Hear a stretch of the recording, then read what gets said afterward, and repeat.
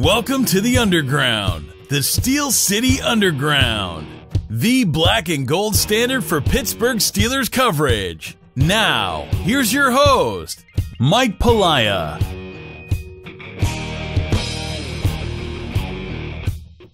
Welcome everybody to another edition of Steel Nation Radio, brought to you by Total Sports Enterprises. I'm Mike Palaya of SteelNationAssociation.com, where we cover the Steelers 24/7 while bringing you, the Steeler fans, together in an effort to raise money for Children's Hospital of Pittsburgh. Come visit the site, join our club, read our articles, listen to our podcast, go to our store, and help us raise money for the kids. As you also know, I contribute to SteelCityUnderground.com, where there are many great columnists covering the Steelers all day, every day, bringing you all the coverage that you could possibly handle and then some. So please come read all the articles, listen to the podcast, and so much more at SteelCityUnderground.com. And please don't forget that this month at SteelNationAssociation.com, we are contributing, of course, to Children's Hospital of Pittsburgh, but we are also raising money and awareness for breast cancer research. So anything that you can do as far as joining our club or contributing to our site only helps yet another cause. So please consider anything. But now I'm going to go into it because it is time to talk about a great Steelers victory for the first time this year. And yes, this is their second one, but this was far more impressive this go around than it was in Tampa Bay. So the Steelers did exactly what I think all of us have been asking for and calling for against the Atlanta Falcons. They ran the ball and they played defense. And James Conner went back to that week one form where he looked like a stud. And part of that was because the Steelers weren't really playing from behind. And that was a huge thing that they've been facing for most of this season. But they weren't playing from behind. They were able to control the clock. They were able to move the ball with Conner on the ground, which limited some of Ben Roethlisberger's throws, which is exactly what they need to do. He still got his yards. Antonio Brown still got his catches. Antonio Brown still got his touchdowns. And they were just an extremely effective offense, way more balanced, and something that they need to be doing moving forward, especially coming up this week in Cincinnati, which we'll talk about soon.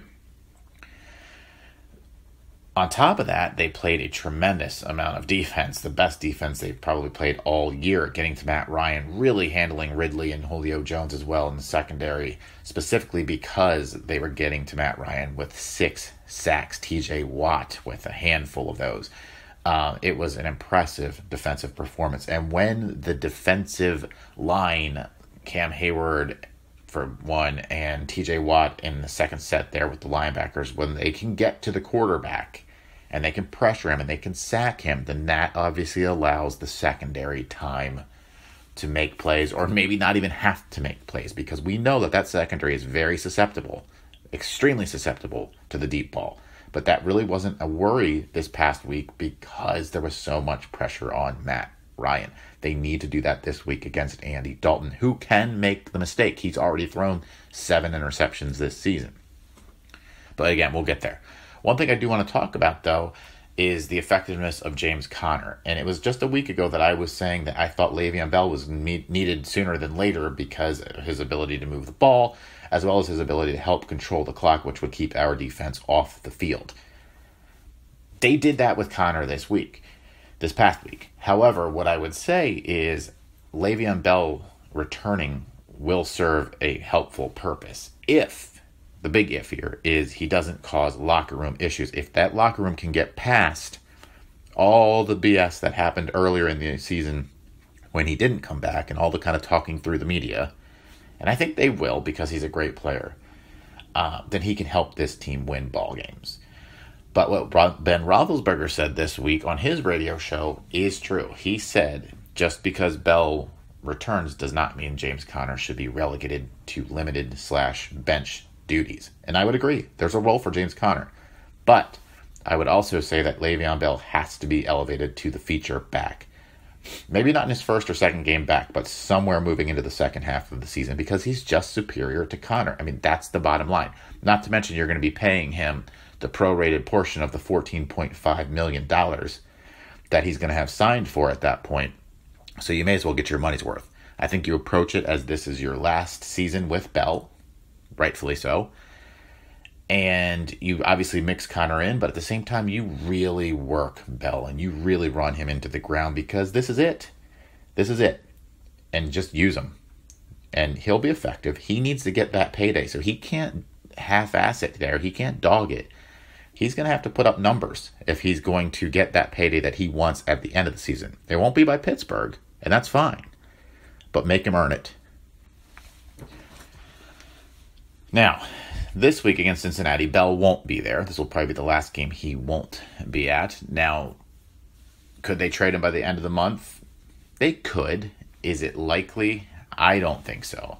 I think it'll be very difficult. And I know the Eagles are sniffing around, and there's some rumor about the Jets and some rumors about the Colts.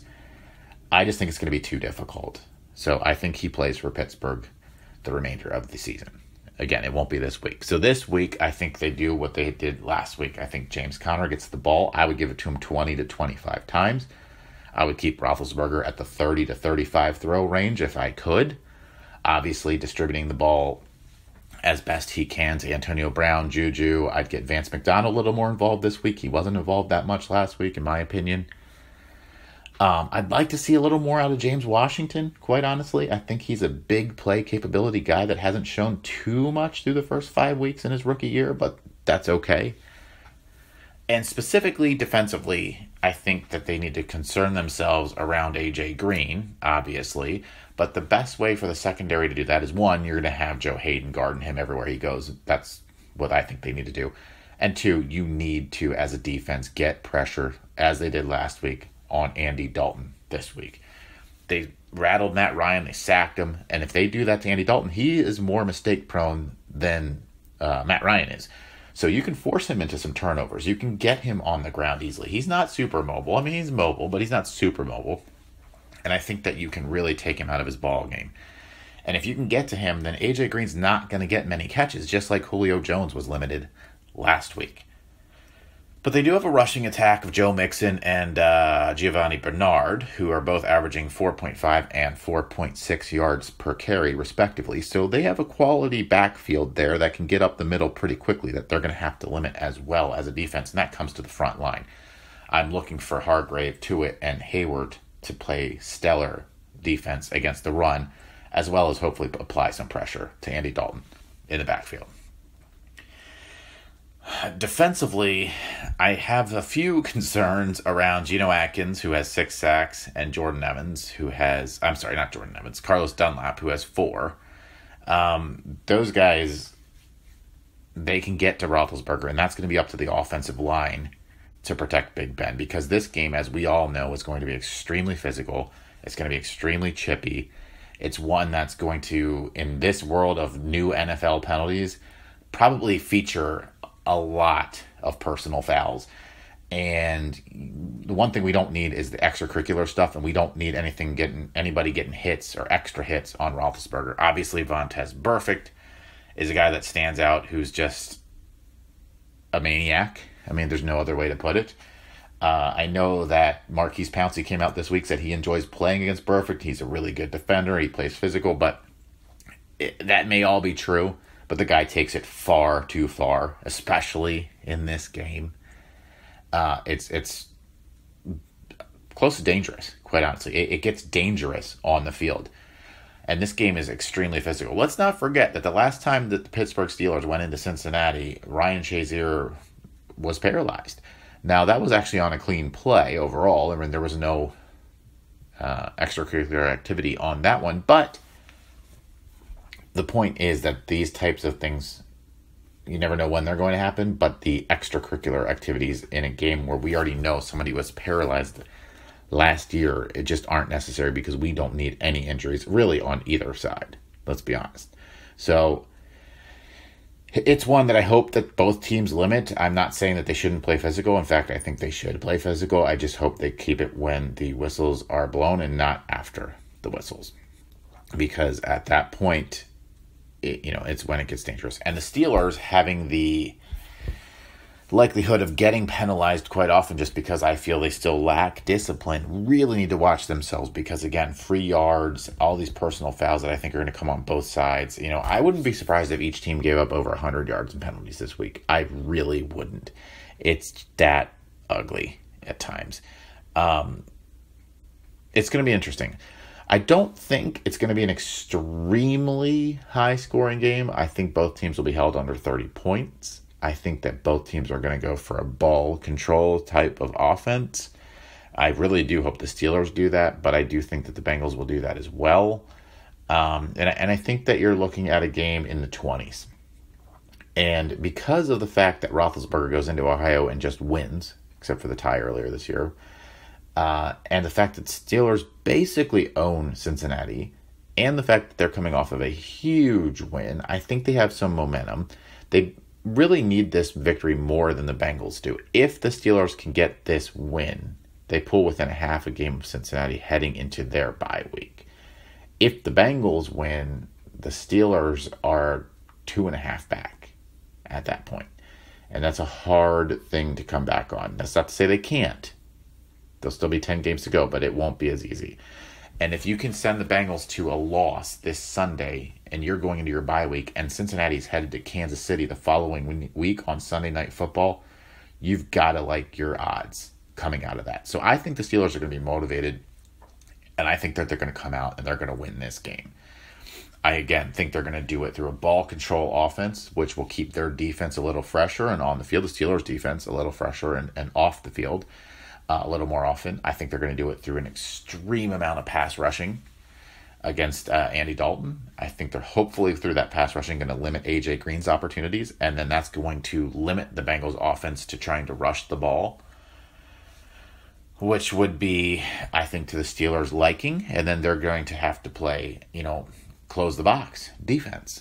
But I think that that's what they're going to do effectively, and that's the best offense and defense that they can feature.